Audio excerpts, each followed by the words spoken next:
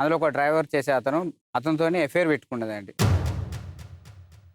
Okay. మాట్లాడటంలో తప్పేముంది? ఎందుకు night పరిగెట్టింది? Night madam. నేను చెవుతో ఇన్నప్పుడు అయితే ఒకటి కిస్ సౌండ్ అంటే ఇన్నా మేడం. కానీ నేను చూడలేదు. మంచి సమ్మర్ మేడం, ఎండాకాలము. తలుపు కొట్టినా తీయలేదు. వెనక అది ఈమె తీసేటప్పటికి ఒక 5 నిమిషాల ముందు బండెళ్ళింది మేడం.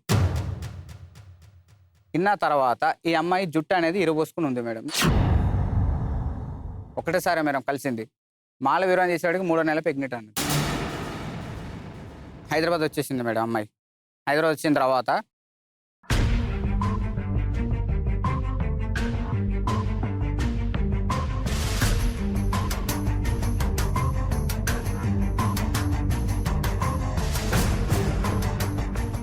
మరి నువ్వు డిఎన్ఏ టెస్ట్‌లకి రమ్మంటే రాలేదుగా?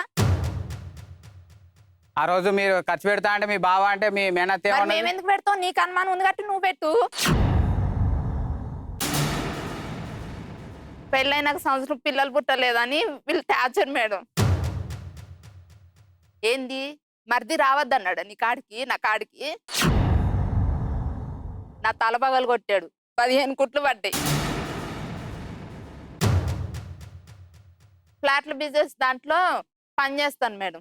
పొద్దునెళ్ళి సాయంత్రం 4, 5 వచ్చేస్తాను మేడం. ఎవడున్నాడో దాని లోపల. బాగా ఎర్రగా బుర్రగా ఉన్నాడా? ఎవరైనా పక్కనోళ్ళు వస్తే ఏ ఎల్లారా మీరు అందరూ ఎందుకు వస్తున్నారు? మీ మొగుళ్ళు వస్తున్నారా పక్కన దాని పక్కన? నిన్ను నీ ఇప్పుడు భార్యను సరే. చూసిన తర్వాత మీరిద్దరు మాట్లాడిన తర్వాత నిన్ను సాడిస్ట్ అనాలా, మనిషి అనాలా, ఏమనాలి నాకు అర్థం కావట్లేదు. ఆ బాడీ దేనికి సహకరిస్తుంది? సంసారానికి సహకరిస్తుందా? నీ అనుమానాలకు సహకరిస్తుందా? దాన్ని మళ్ళీ వెనక్కి తిప్పడం, ముందుకు తిప్పడం, కాళ్ళు చేతులు.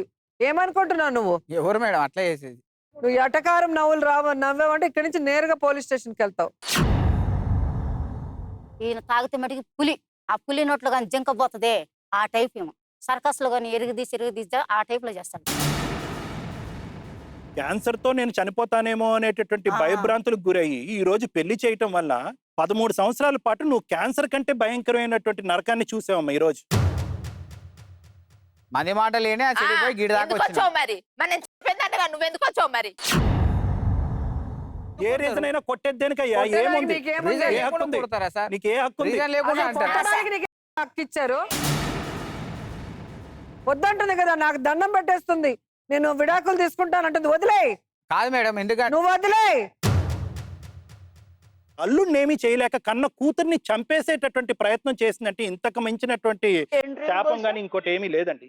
అన్నంలో ఎంట్రీలు పోసేది.